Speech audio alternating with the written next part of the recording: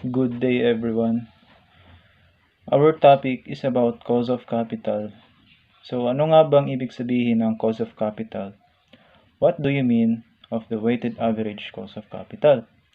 So, cost of capital is defined as a rate of return that is necessary to maintain the market value of the firm or the price of the firm's stock. Anong ibig sabihin? Yan yung return natin. By the way, dalawa po pala yan. Either you are an investor or you are the user of capital investor. It is part of your interest income. If it is naman users of capital, it is your interest expense naman. Yan ang ibig sabihin ng cost of capital. To proceed, we go with each cost and that would be your cost of capital. The cost of debt, cost of preferred stock, cost of common stock, and cost of retained earnings. And that would be the weighted average cost of capital. What are the components? Cost of liability, cost of debt, cost of obligations, and cost of equity. There are three equities: cost of preference share, cost of ordinary share, and cost of retained earnings. There are two costs of capital point of view. If you are the user or you are the investor, kaya lang, syempre, business is the combination of users and investors. Ano bang ibig sabihin ng users? It paid to suppliers of capital for the privilege of using their funds. And that's your interest expense. How about your investors' return generated and obtained from the users of capital? And that would be your return. If you are the business naman, combinations users and investors, the cost of doing business, and the return generated for employing the capital. So we are more into users' point of view, although we are also part of the business point of view. Computing the individual cost of capital in KI and KD, KP. K stands for cost and I is for interest. KD is for debt. K, cost preference, cost of retained earnings, or R, cost of equity, and the cost of overall cost of capital. So, we go now to this one. In computing for the individual cost of capital, very important is your KI. KR here is the before tax cost of debt. Please take note of this. In computing for the cost of debt, we will compute for the net of tax. If you notice, KD is equals to KI is equals to 1 minus T, and that would be after tax cost of debt, where T is your tax rate. You have KP as the cost of preference share or the cost of preferred stock. We have your KS, the cost of retained earnings. KE is the cost of external equity or the cost of issuing new common stock. And we have KO as the firm's overall cost of capital. Good day everyone, my name is Dato Abdul Satari Adil and my topic for today is cost of debt. Now what is cost of debt? Cost of debt is the interest on the debt of the company. And in the first slide, it says that the before tax cost of debt can be found by determining the internal rate of return or yield to maturity on the bond cash flows. So we can determine the internal rate of return by using this formula, which is KI is equals to I plus M minus V divided by N over M plus V divided by 2. While I is the annual interest payment, M is the par value, usually around 1,000 pesos per bond. V is the value or net proceeds from the sale of bond, and N is the term of the bond in years. Next slide. Since the interest payments are tax deductible, the cost of debt must be stated on an after-tax basis. The after-tax cost of debt is KD is equals to KI 1 minus T, where KI is the before tax cost of the debt, which is the previous slide, while T is the tax rate. An example of this is in the next slide, which is assume that the Carter Company issues a 1,000 pesos and 8% 20-year bond whose net proceeds are 940 pesos. The tax rate is 40%. Then before tax of debt, KI is equals to I plus M minus V divided by N over M plus V divided by 2. I is the 80 pesos plus 1,000 pesos minus 900 pesos divided by 20. The 1,000 pesos is what the Carter Company issued. The 940 pesos is the net proceeds. The 20 is the 20-year bond, while over that is 1,000 pesos plus 940 pesos divided by 2. We compute those using our calculator, and the results are 83 pesos over 970 pesos. And we divide those, and it results into 8.56%. On the next slide, since the interest made on the debt is taxable, we use this formula. KD is equals to KI 1 minus T. We take back the KI from the previous slide, which is 8.56%, 1 minus 0.4, which results in KD is equals to 5.14%. Next one, the cost of preferred stock. KP is found by dividing the annual preferred stock dividend DP by the net proceeds from the sale of preferred stock P as follows. What do you mean by this? Ibig sabihin po, the preference share is you need to consider paying for dividends and it is to be divided by the net proceeds. How do we compute for the net purchase? Market values minus flotation cost minus underpricing cost, and that would be your P as long as it is the net proceeds, since the preferred stock dividends are not tax deductible expense kasi nga the dividends is not part of the income statement. Since the payer stocks are not a tax deductible expense, these dividends are not paid out after taxes. Consequently, no tax adjustment is required. Suppose that Carter Company has preferred stocks that pays 13 pesos, malamang yan na yung ating dividends. Usually, may mga time na base sa percentage and sells 100. What is 100? Market value flotation cost and underpricing cost is 3. That's why 3. 100 minus 3. What would be your net proceeds? 97. So 13 minus 97 is 13.14%. What is 13.4? That would be your cost of preferential.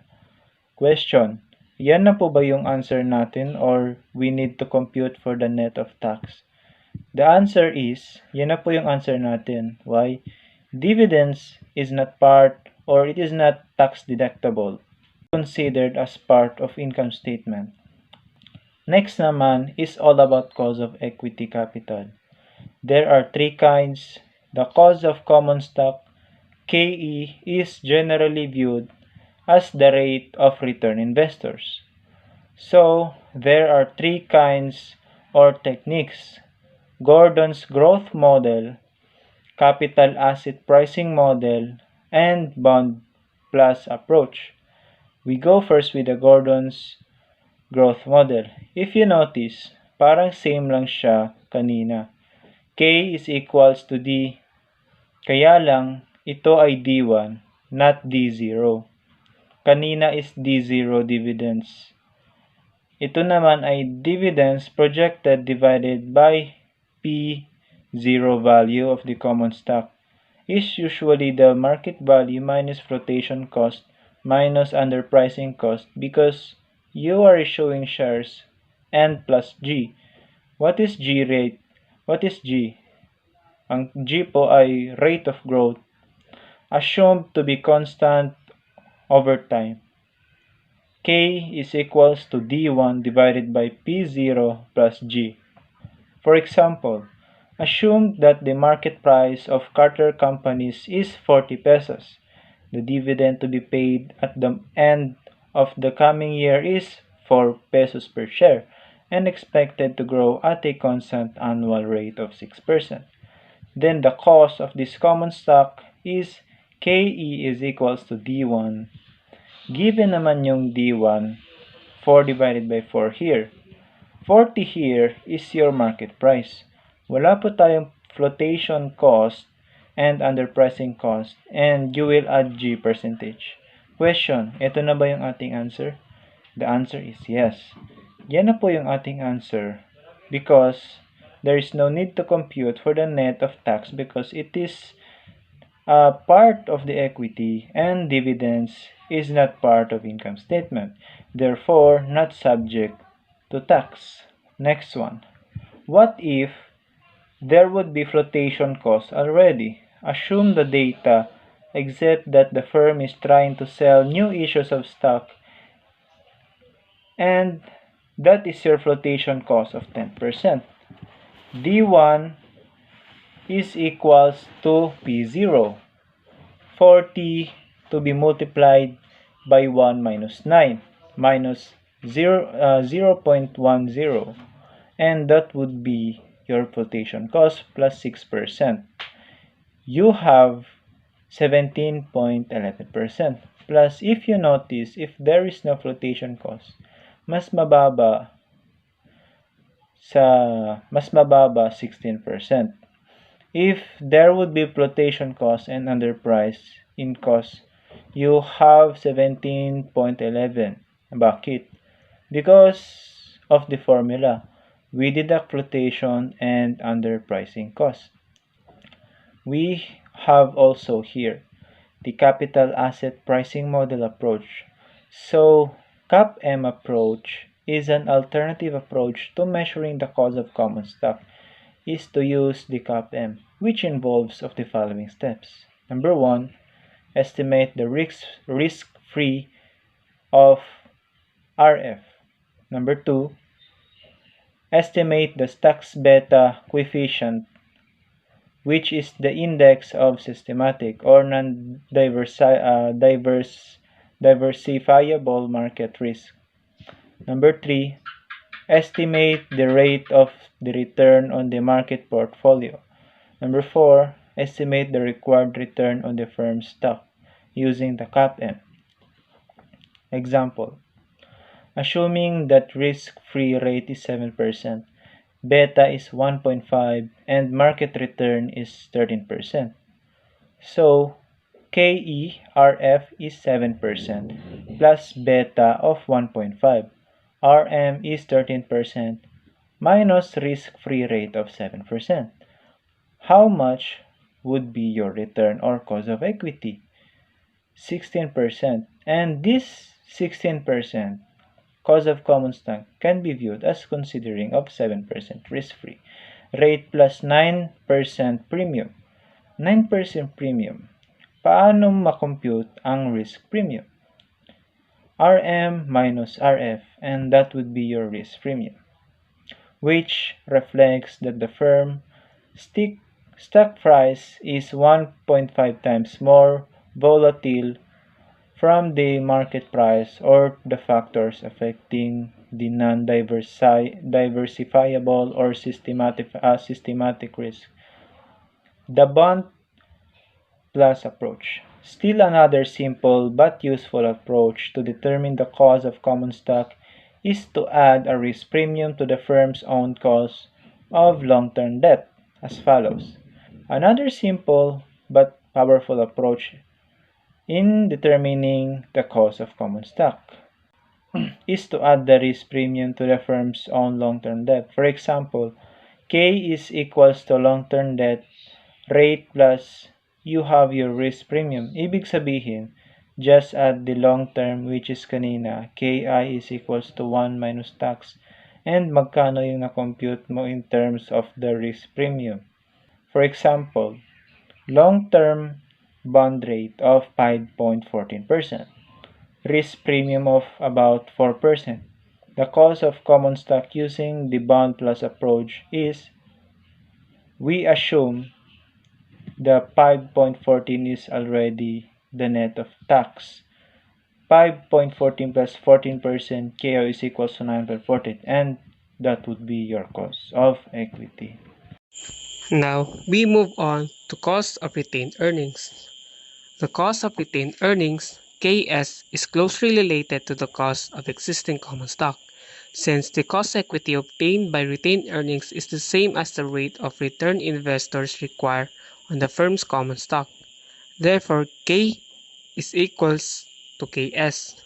So does this mean that the computation for the cost of ordinary share is the same as the computation for cost of retained earnings? The answer is yes, but the only difference is that in the cost of retained earnings, we do not include flotation and underpricing. This is because we are not issuing any stocks. Rather, we are only accumulating or retaining our earnings. Therefore, our computation for cost of retained earnings is dividends 1 divided by market value plus G. Now, let's move on to measuring the overall cost of capital. The firm's overall cost of individual capital cost, with the weights being the proportion of each type of capital used. Let KO be the overall cost of capital. So, the formula is KO is equals to the sum of percentage of total capital structure supplied by each type of capital times cost of capital for each source of capital. Para mas maklaro pa natin, let's move on to the example. So in this example, assume the following capital structures for the Carter Company. Bonds, 20 million, preferred stock, 5 million, common stock, 20 million, and retained earnings, 5 million, with a total capital of 50 million. So, in this example, we can see that we can get the weighted cost by multiplying the weights and the cost. But first, how do we get the weights? We can get the weights by dividing the book value by the total capital. For example, 20 million divided by 50 million is equals to 0.4% times 100, we would get 40%, and 5 million divided by 50 million is 0.1 times 100, then 10%. Now, how do we get the cost? As shown by my fellow groupmates earlier when they showed you how to compute the cost of debt, cost of preferred stock, cost of common stock, and cost of retained earnings, is makukuha na natin ang ating cost. So, to get the weighted cost, as I said earlier, is i-multiply lang natin sila. So, 40% times 5.14% is 2.06. Then 10% multiplied by 30.40 is equals to 1.34. Then 40% times 17.11% is equals to 6.84, and 10% times 16.00 is equals to 1.60. Now, once we add it up, then we would be able to get our weighted average cost of capital.